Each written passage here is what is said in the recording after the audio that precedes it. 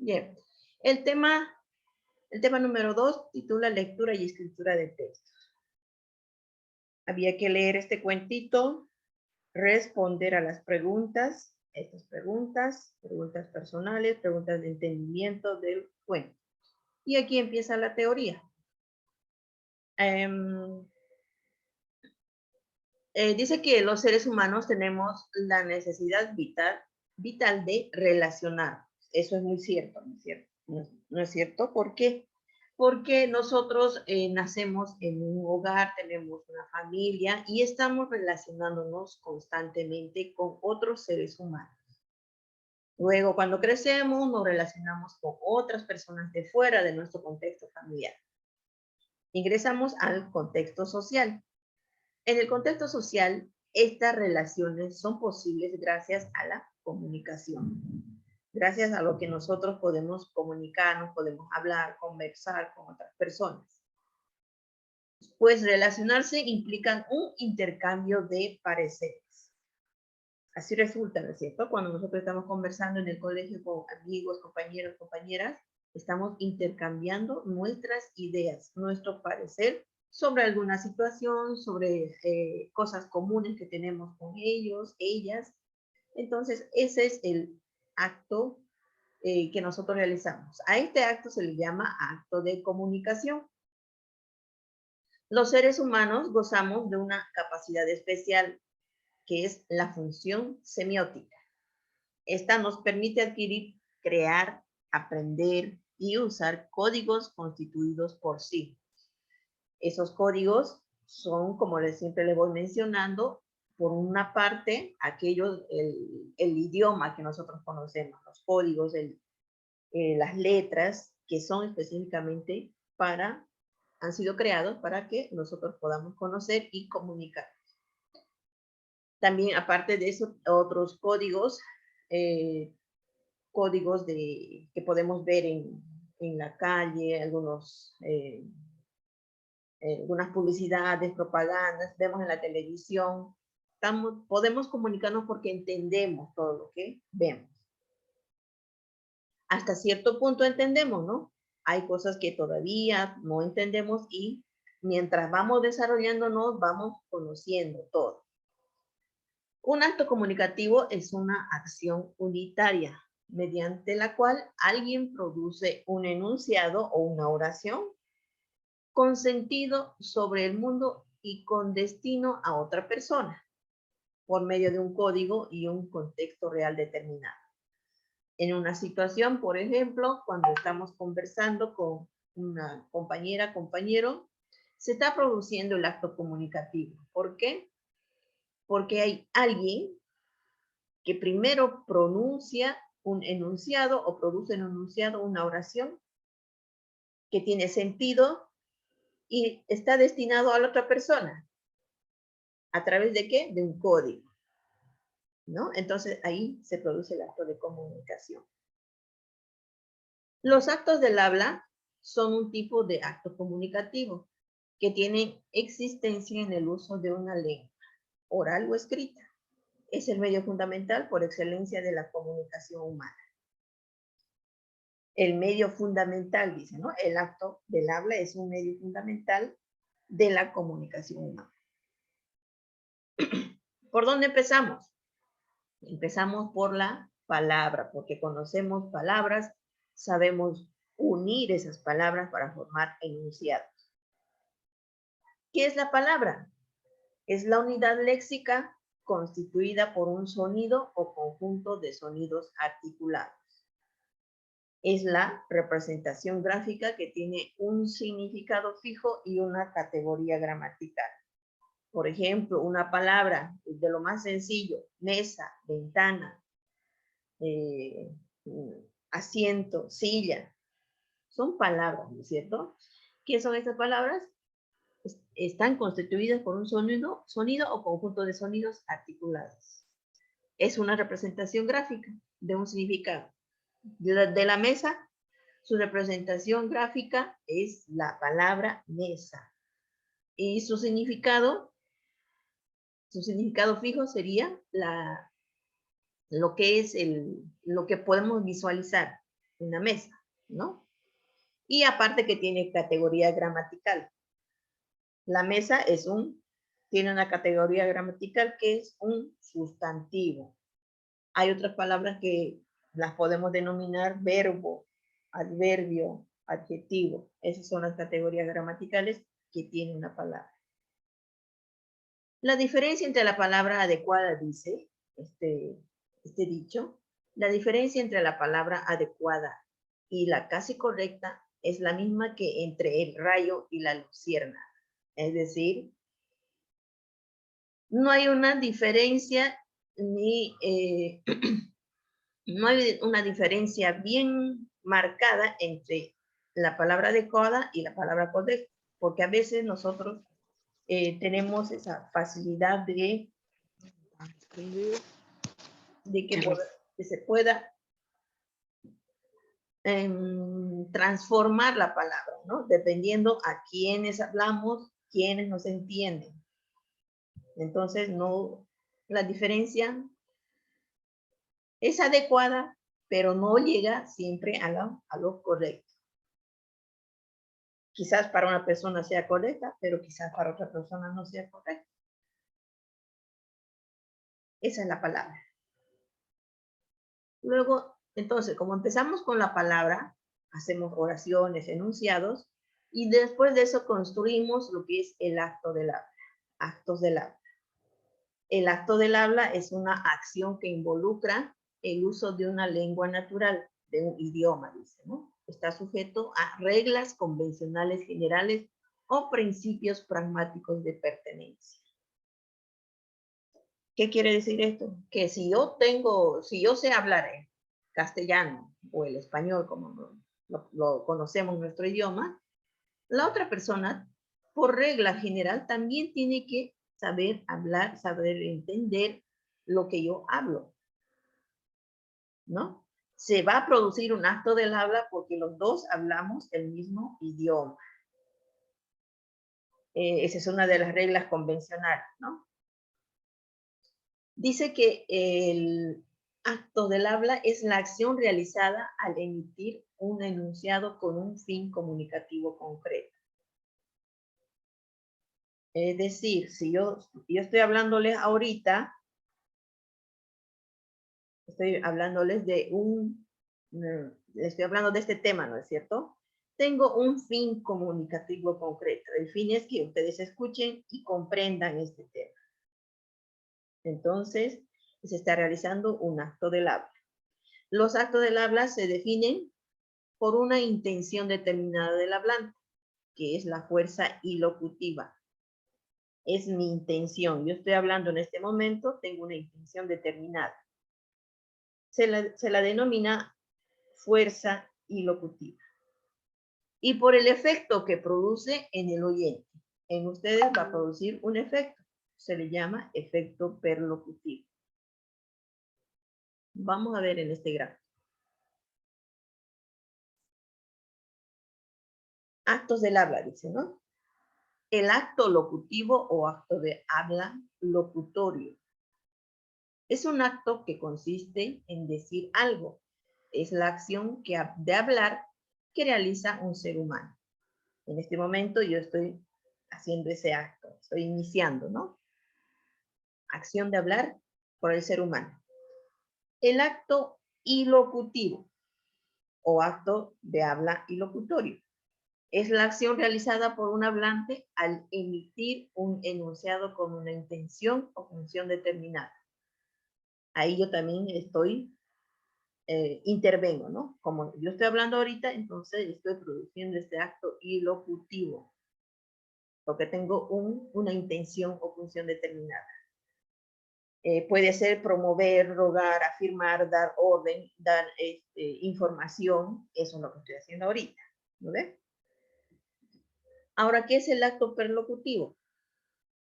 Son los efectos o consecuencias que causan los actos ilocutivos. Es decir, que se va a producir en ustedes, que son la otra persona. Efectos o consecuencias que les causo yo con mi acto ilocutivo. abarca la reacción que realiza un ser humano al hablar o escribir. Ustedes ya van a tener la facultad de entender lo que yo estoy hablando y va a producirles en ustedes o va a causar algo importante, ¿no? Que ustedes tengan el conocimiento de este contenido. Esto es lo que sucede en un acto del habla. El acto locutivo, el acto ilocutivo y el acto perlocutivo. En el acto locutivo es precisamente lo que yo estoy diciendo. Es decir algo, es hablar algo. Y el acto ilocutivo es lo que emito yo con una intención, ya es con la intención acá, en el acto ilocutivo. En ambos yo estoy participando. En el acto ilocutivo ya tengo intención, tengo un propósito para ustedes. Y ahora el acto perlocutivo es lo que se produce en ustedes. Lo que se va a producir es el entendimiento que van a tener sobre este tema. Esos son los actos del habla. Esa es la dinámica. Hay una clasificación de estos actos del habla. Estudiaremos los actos directos e indirectos del habla. ¿Cuáles serán los directos y los indirectos? Los actos directos son aquellos enunciados u oraciones en los que el aspecto locutivo e ilocutivo coinciden, es decir, se expresa directamente la intención. En este momento es lo que está ocurriendo, un acto directo. Coincide, se expresa directamente la intención. Ahora, ¿cuál es la diferencia con los actos indirectos? Los actos indirectos son aquellas frases en las que el aspecto locutivo e ilocutivo no coinciden.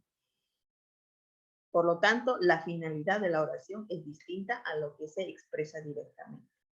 Es decir, no hay coherencia entre el aspecto locutivo e ilocutivo. No hay coherencia y no coincide entre este aspecto locutivo y el ilocutivo. Esos son actos indirectos. Aquellas frases en las que el aspecto locutivo y el ilocutivo no coinciden.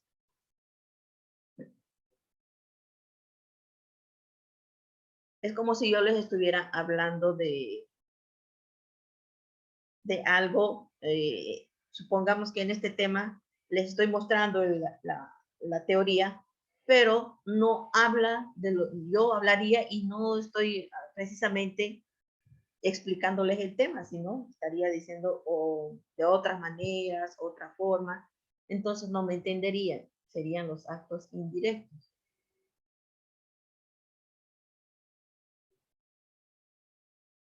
Aquí hay una lectura de la cual ustedes han podido leer, han podido practicar, que titula Dos palabras.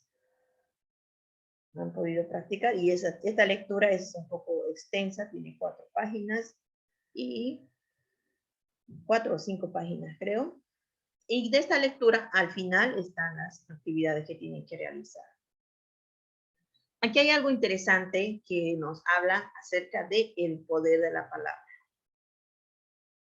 Cuán importante es saber hablar bien, saber expresar bien en el momento adecuado. No es hablar por hablar. Hay muchas personas que hablan y hablan solamente por hablar, antes de pensar, antes de verificar lo que están hablando. Vamos a ver qué significa esto. La palabra es una de las herramientas más importantes para el acto comunicativo. A través de la palabra se pueden crear mundos y conocer realidades. Cada pueblo tiene una forma particular de nombrar a los seres y a las cosas. Por lo tanto, las palabras son reflejos de la cultura. Lo que les decía hace un momento, para unas personas una palabra puede estar bien dicha, pero para otra persona esa misma palabra está mal dicha o no la entiende, dependiendo de la cultura de esa persona. Por ejemplo, dice, los diminutivos son una forma de mostrar cariño. El diminutivo niñito, agüita, abuelita. Sin embargo, las palabras también pueden convertirse en una forma de violencia simbólica, machista o racista. Estas mismas palabras que están acá, que las he mencionado, se pueden convertir en una forma de violencia simbólica. Es muy importante tomar en cuenta la intención comunicativa al momento de usar el lenguaje. Por ejemplo, cuando yo estoy tratando de, o estoy discutiendo con otra persona, o con amigos o amigas que en un momento acalorado que están discutiendo, ¿no? Entonces yo puedo utilizar estas palabras, pero fíjense que si en ese momento estoy enojada, está surgiendo una discusión, estas palabras ya no tienen el significado de cariño, ya van a tener otro significado. Por ejemplo, si le diría, ay, la abuelita está cansada, o algo por ahí, ¿no ven? Ya no estoy haciéndole con cariño, porque en ese momento que estoy discutiendo, estoy peleando, me estoy haciendo la burla de ella con esta palabra, ¿no? Entonces, dependiendo, va a ser dependiendo de la intención comunicativa que yo tenga. La otra persona va a entender va a entender mi forma de expresarme, quizás lo estoy diciendo de manera enojada, estoy diciendo de manera burlesca quizás. Entonces ese va a ser el contexto que voy a crear y se van a tergiversar estas palabras. Después dice, según Robert Dilts, el poder de la palabra trata de la magia de las palabras y del lenguaje. El lenguaje es uno de los componentes fundamentales con los que construimos nuestros modelos mentales del mundo. Puede ejercer una tremenda influencia sobre el modo en que percibimos la realidad y respondemos a ella. El lenguaje verbal constituye una característica exclusiva de la especie humana y es considerado uno de los principales factores distintivos con relación a las demás criaturas. Entonces, el lenguaje verbal es exclusivo de la especie humana, ¿no? Los perritos tienen su propio lenguaje, entre ellos se entienden. Los gatos, los otros tipos de animales, entre ellos se entienden, ¿no? Pero el lenguaje verbal es exclusivo de la especie humana. E incluso los animalitos entienden nuestro lenguaje de los seres humanos, pero nosotros no entendemos de ellos. Es exclusivo de la especie humana, entonces, ¿no? El poder de la palabra es muy importante porque nosotros tenemos que saber manejar, saber adecuar nuestro lenguaje a la situación en la que estamos. Si estamos entre amigos, compañeras, compañeros, utilizamos un lenguaje común entre nosotros, un lenguaje coloquial que se le puede decir. Pero si estamos en una exposición, en el colegio, en una feria científica, utilizamos otro tipo de lenguaje. Entonces, nosotros tenemos que saber adecuar nuestro lenguaje verbal al momento en el que estamos viviendo. No va a ser que todo el tiempo estemos hablando lo mismo, pronunciando comentarios que no van al caso o no van al contexto, ¿no? Entonces, el poder de la palabra es muy importante, saber adecuar nuestro lenguaje verbal. Apaguen su micrófono, por favor. El psiquiatra opinaba que las palabras son el instrumento básico de la conciencia humana y que como tal tienen poderes muy especiales. No sé si ustedes han escuchado. No sé si ustedes han escuchado de algunas palabras mágicas o algunos terapeutas que dicen que nosotros debemos siempre manejar las palabras asertivas, las palabras positivas hacia nosotros mismos. ¿Para qué? Para que ese poder que tiene la palabra nosotros adquiramos ese poder.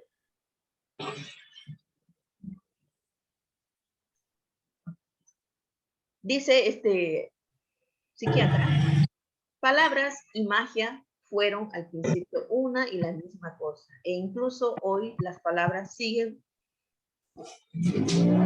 reteniendo gran parte de su poder mágico. Con ellas podemos darnos unos a otros la mayor felicidad o la más grande de las desesperaciones. Con ellas imparte el maestro sus enseñanzas a sus discípulos, con ellas arrasa el orador a quienes les escuchan, determinando sus juicios y sus decisiones. Las palabras llegan a las emociones y constituyen de forma universal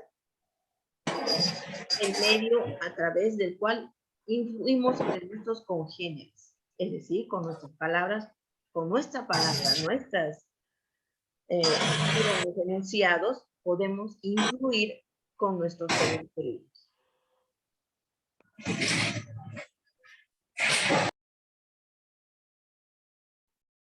Entonces, la palabra tiene mucho poder y nosotros podemos influir, tener influencias en otras personas por el modo de cómo hablamos. E incluso ustedes pueden ver que a ustedes mismos otras personas les pueden influir con sus palabras, sus oraciones, sus reflexiones, sus formas de pensar, formas de hablar. A ustedes les pueden estar haciendo otro tipo de influencias, ¿no? Pueden ser negativas o pueden ser positivas. Por eso también hay que aprender a detectar que si la otra persona me quiere llevar por un mal camino o te convence de algo, o quizás eres fácil de convencer a hacer cosas, ¿no? Entonces hay que fijarse lo que uno es y hay que ir trabajando en eso, ¿no? ¿Por qué? Porque no es bueno también que todo el tiempo estemos guiándonos por lo que dicen las otras personas. Nosotros también tenemos que pensar, tenemos que ser más consecuentes, tenemos que ser más objetivos, tenemos que tener tacto al tomar decisiones. Bien, ahí termina el poder de la palabra. Ahora vamos a otro punto que es la comprensión lectora y niveles de lectura. Esto ya lo hemos visto desde el segundo trimestre. Hemos estado avanzando con el libro que tenemos leer para comprender. Les he explicado que son 3 niveles de lectura que nosotros tenemos que superar. ¿Qué nos dice? El principal objetivo de la lectura es la comprensión lectora, la cual es necesaria para todos los campos y áreas de saberes y conocimientos. La comprensión lectora consiste en la capacidad de extraer las ideas principales de un texto, explicarlas, utilizarlas para resolver problemas o realizar tareas. Eso es lo que hacemos, ¿verdad? Cuando se lee, empleamos diferentes habilidades cognitivas. ¿Qué quiere decir cognitivas? Habilidades de contenidos, conocimiento, como la atención, la memoria y otras. Entonces, cuando leemos, empleamos nuestras habilidades de que ya conocemos. La atención, que es una habilidad para no distraerse cuando están leyendo. La memoria, para retener en nuestra memoria algunas frases o algunas ideas importantes de una lectura, y entre otras cosas que tenemos como habilidades. Eso es lo que hacemos cuando leemos, ¿no? Les había explicado que son 3 niveles de lectura, ¿no? Según los autores Strang, 1965, y Atkinson, 1976, y Smith, 1989, existen 3 niveles de comprensión lectora. Nivel de comprensión literal. En este nivel, el lector reconoce las frases y las palabras importantes o claves del texto. Eso es lo que hacemos. Hemos aprendido en primaria todo esto. Capta lo que la lectura plantea. Reconoce la estructura base del texto. Eso ya lo tenemos bien definido. ya estamos en segundo de secundaria, ya está definido. El segundo nivel de comprensión inferencial. En este nivel se realizan asociaciones de significados que permiten al lector leer entre líneas, presuponer y deducir lo implícito, es decir, lo que no está escrito. Esto significa que se buscan relaciones que van más allá de lo leído explícitamente. Se explica el texto de manera más amplia, tomando en cuenta los conocimientos previos, se formulan hipótesis y nuevas ideas. Esta parte es importante. En este nivel de comprensión inferencial, el lector ya tiene que formular hipótesis y nuevas ideas. La meta del nivel inferencial es la elaboración de conclusiones. ¿Ve? Ahí está. El lector ya tiene que elaborar sus propias conclusiones, su propio entendimiento de la lectura. Hay muchos estudiantes que todavía no han alcanzado este nivel de comprensión inferencial. Pero hay otros estudiantes que sí ya han alcanzado e incluso han llegado a este nivel de comprensión crítica. ¿Cuál es el nivel de comprensión crítica? Este nivel es el ideal, dice, ya que el lector es capaz de emitir su propio juicio sobre el texto leído. ¿Qué quiere decir su propio juicio? Que puede dar su propia reflexión, su propia opinión, su propio análisis. También puede aceptar o rechazar lo que el autor plantea, pero con argumentos. Es decir, conoce todo lo que se ha leído y también puede opinar aceptando o rechazando lo que está escrito. De modo que en este nivel no solo se lee, también se realiza la producción de textos. Ahí en la producción de textos se puede escribir artículos, se puede escribir opiniones, se puede escribir diferentes formas de pensar en la producción de textos, ¿no? Y así le va a facilitar el uso de palabras. Es decir, el estudiante o el lector que haya alcanzado este nivel de comprensión crítica utiliza todas las herramientas, las palabras, las formas de cómo escribir y cómo comunicarse.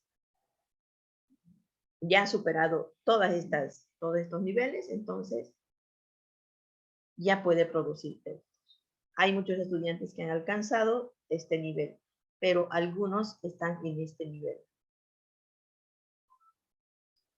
Esos son los 3 niveles de lectura que lo hemos visto en el libro de Leer para Comprender. Aquí tenemos una actividad, el fragmento del estudio introductorio de la obra Nacionalismo y Coloniaje de Carlos Montenegro.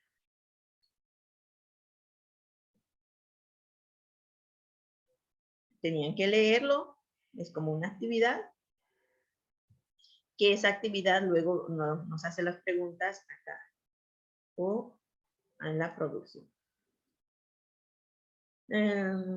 A ver, aquí que dice, ¿sabías que durante la colonia y parte de la república la educación letrada y los libros estaban prohibidos para los pueblos originarios? Fueron los caciques apoderados, como Santos Marca, Tula y otros, quienes lucharon por el acceso a la educación en la época de la colonia y parte de la república, ¿no?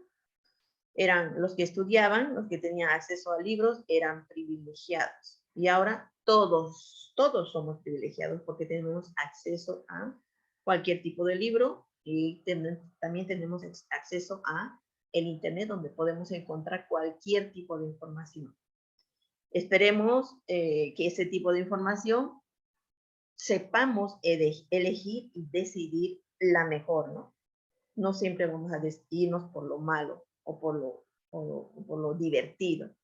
Siempre hay que ver que el internet nos tiene que servir para cosas buenas. En esta actividad de valoración tenemos sobre el cuento 2 palabras.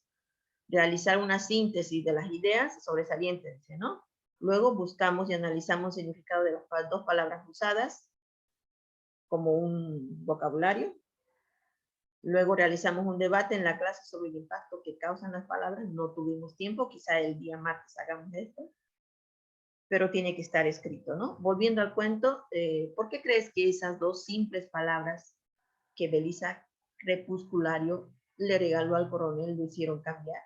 ¿Las palabras tienen tanto poder? Es la pregunta, ¿no? Esa tienen que responder.